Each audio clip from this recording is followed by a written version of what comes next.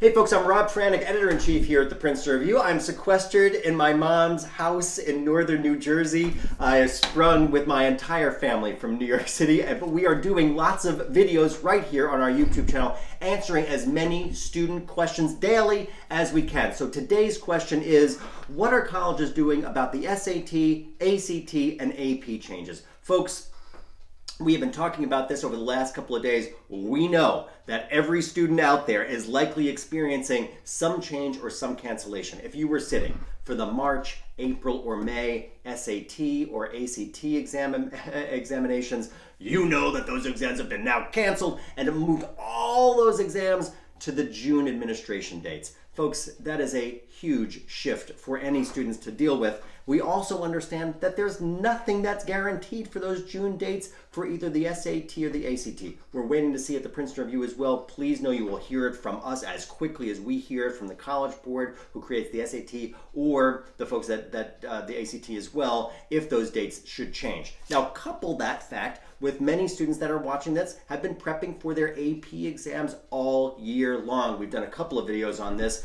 right here on our YouTube channel that the AP tests have tectonically changed. Those tests that were previously 3+ hours are now condensed to 45 minutes and only free response questions. So we understand that couple all of those swirling around testing dates that are changing and cancellations that are happening, and then couple in that many of you are doing e-learning en masse for the first time at home. This is the first time that you've been away from your friends and your teachers and not able to play team sports and participate in band practice or mock trial, whatever it is that you like to do. All of those things have likely been suspended for you, at least as face-to-face things. And if you're a college-bound student who's already been admitted to schools, we understand that you're concerned about what's going to happen to you and your fate as a college student in light of the repercussions of COVID-19. So folks, we have been collecting lots of questions from students just like you. We're going to try to answer 5 of them as quickly as possible today, but please know that you can volley any questions to us through any of Princeton Review's social channels. We'll do our level best to answer them for you as quickly as possible, and we'll do our best to try to answer them for you in video format as well. So our first question today is, will colleges consider this year's AP exams the same as in years past? Now, first of all, this is a really good question, and the short answer is yes, they're going to consider them the same as in past years. Now, the College Board, who creates those AP exams, has been very clear that they have been working and reaching out with college and university admission officials and hear from them that they will treat those exams the same way. Now, I have a quote directly from the College Board.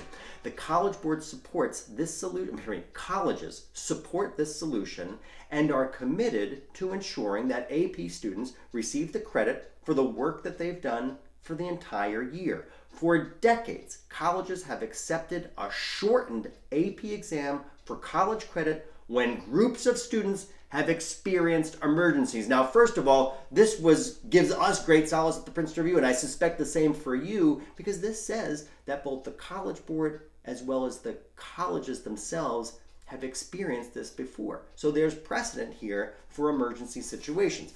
Again, we're going to continue to report out on this, but what you need to understand is that colleges themselves understand the difficulties that you're going through because they're going through the same difficulties on their side of the fence. Folks, nothing is normal right now. So if we just look at the changes to the AP exams alone, folks, we understand that you need to be evaluated on the opportunities that you have, right? You're playing with the givens that you've had. And thinking about you as a young person and being able to demonstrate your commitment to learning, to think fast and pivot around AP exams, and maybe you're around the SAT and ACT, folks, you're doing great work. You're going to be able to do this. We're here in your corner, certainly at the Princeton Review, but pat yourselves on the back because this is a lot of stuff to take on, and we're in your corner. Okay, question 2. What if the SAT or the ACT gets postponed indefinitely? Will I be penalized when I apply to college in the fall? The short answer is, of course, no. You can't be penalized for not taking a test that wasn't available to you. But the longer answer is that the College Board, who creates the SAT, and the ACT group, who creates the ACT, are considering at-home options, right? but the likelihood of that actually happening is pretty slim right now, simply because of the logistical difficulties that will have to happen. We've mentioned this on past videos, right? The biggest concerns for testing companies themselves fall in a couple different camps. Number one, they want to make sure that they're providing access and equity, and that they have great test security and test integrity, right? So they have to maintain those four different camps. But test makers are not the only ones who get to make decisions here. Colleges themselves can help guide the outcome here. And here's what I mean. And I'll break it down to these two words: test optional, right? Those of you who are familiar with the college process, or even those of you who are maybe just starting the college process now and watching this video, test optional it describes itself in its definition. But a test optional school, college or university, says that you needn't submit the SAT or the ACT to be considered for academic admission. And that's a fairly sizable list of the 3,000 four-year colleges that are out there. But over the last week of time, due to the COVID-19 virus and its repercussions, there are more and more schools signing up to be test optional schools. Most recently, just last week, Case Western Reserve, which is a huge, wonderful school, huge favorite of ours at the Princeton Review, has decided to become a test optional school. The following schools, in addition to Case Western: University of Toledo, Oregon State, Millersville, Westminster, Drury University, all have gone test optional in the last week of time. Now, MIT has said that it is no longer requiring the SAT subject test for those students who are applying for academic admission. And not so much are they not requiring it. Folks, they're not even going to consider it if students submit it, out of an effort to be fair to all students uniformly. So again, colleges themselves, folks, understand what you are going to. They are doing their level best to make sure that they ensure that you are treated fairly, that all students are treated fairly, and are not penalized for issues of cancellation of tests or changing of tests on your college admission applications. Question 3. Here it is. I'm a high school senior now. How is this going to affect college for me? Well, first of all, congratulations. Awesome. This is a milestone, graduating from high school, so well done. Pat yourself on the back. But here's the thing. If you've been watching these videos, you will know that as a result of the COVID-19 virus and its repercussion, there's been great volatility in college admission as well as in testing. But what we've been seeing and hearing from high school students who are college bound is pretty revealing. What a lot of students have been telling us, at least anecdotally at the Princeton Review, is this: they are likely to stay closer to home now due to the COVID-19 repercussions for a couple of reasons. One, for health and safety. They want to stay closer to home just for those things. That's a human thing, and that's totally reasonable. But also, many families, students and their families, have been experiencing financial hardship due to COVID-19. So another reason that they're going to stay closer to home. Now, understanding those issues, now we have to think about it from a college's perspective as well. Now, colleges themselves, and we talked about this a couple times over the past week, the idea and the weight of the yield rate for a particular school. Now, the yield rate is the percentage of students who were admitted to a college and then actually decide to enroll. Now, that yield rate is incredibly important to colleges and universities, because that is the number that actually says what the size of their freshman class is going to be come August or early September, when students show up onto campus. So what this could mean for you is that schools may want to dip further and further into their wait list to ensure that they have the correct size freshman class. So if you were a student and you've applied to a college and you received a wait list letter from them, could have been a couple of weeks ago, then the first thing that we would suggest is to reach out to that college, to explain to them. If that school is still your first choice school, tell them that if you were admitted as a full-time student and removed from the wait list, that you would actually enroll. So again, folks, my larger point is continue the conversation with schools. As we've been reiterating throughout this series, you need to have an open line of communication to make sure that your voice is continuously heard.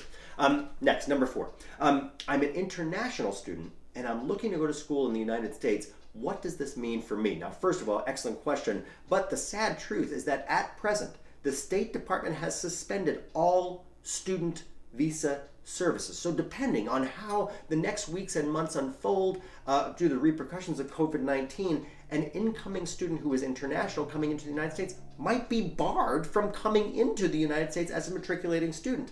And now that, as bitter of a pill as it is to understand for a student, we have to think about it also from the college perspective, right? Colleges rely on international students in several ways. One, to bring rich diversity to their university campuses, but also they count them as an enrollment, so adding to that yield rate that we were discussing. And also the dollars that those students would bring in by way of tuition is significant, particularly those schools that have a large incoming student population who are international. So what we can expect to see, and this is again anecdotal, but probably not far off base, is that we might see over the next few months of time international students that be fully enrolled at a university in the United States taking their classes online. So again, this could happen. We're going to see what innovation happens. We've certainly seen innovation from testing companies over the last 2 weeks of time to deal with the repercussions of COVID-19, and I think we're going to see that same creativity from college, not only college admissions, we're seeing that from recruitment events, but also colleges themselves from a curricular perspective.